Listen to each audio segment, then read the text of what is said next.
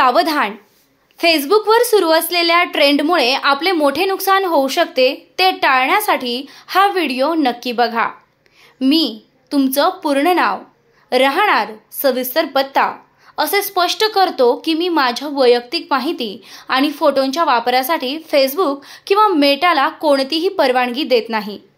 उद्या एक महत्त्वाचा दिवस आहे, ज्यावर रात्री 9:20 अधिकृतपणे शिक्कामोर्तब करण्यात आले आहे आणि ही बातमी टीव्हीवर प्रसारित करण्यात आली आहे।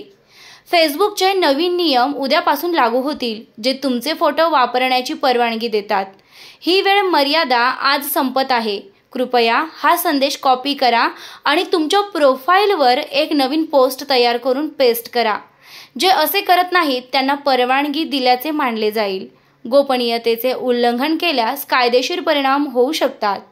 मी माझ्या वैयक्तिक माहिती आणि फोटोंच्या वापरासाठी फेसबुक किंवा मेटाला कोणतीही परवानगी देत नाही, असा मेसेज सध्या फेसबुकवर जोरदार व्हायरल होत असून, व्हायरल करण्यामध्ये अनेक नामांकित वकील, डॉक्टर, उच्च शिक्षित पदवीधर आणि तसेच पत्रकारांचा देखील समावेश प्रामुख्याने जाणवतो। राजकीय क्षेत्रातील विविध पदाधिकारी देखील हा मेसेज कॉपी पेस्ट करून आपल्या वॉलवरती पोस्ट करत आहेत।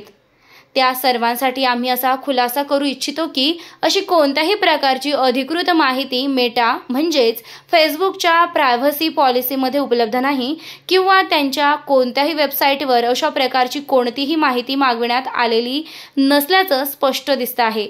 सदर मेसेजमध्ये उल्लेख आहे की सदर बातमी टीव्हीवर प्रसारित झाली आहे, अशी कोणतीही माहिती कोणत्याही चॅनलनं कधीही प्रसारित केलेली नाही आणि हा मेसेज आताच फिरलेला नसून हा जुना मेसेज आहे।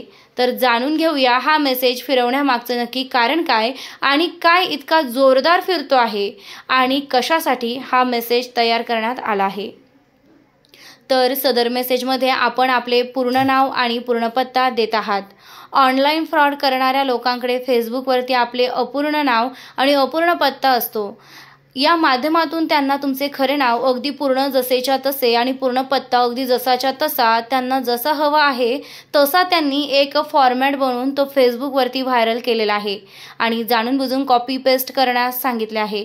म्हणजे फॉरवर्ड कोणी केले आणि त्याला ही सुरुवात कोणी केली त्या व्यक्तीपर्यंत पोहोचणं अशक्य होईल। हे एक मोठ्या स्कॅम प्लॅनिंग असू शकतं।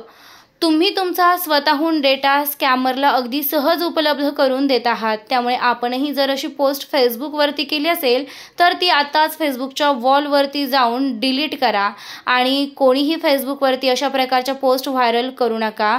हीच DGW न्यूज मराठीच्या सर्व प्रेक्षकांना कळकळीची विनंती।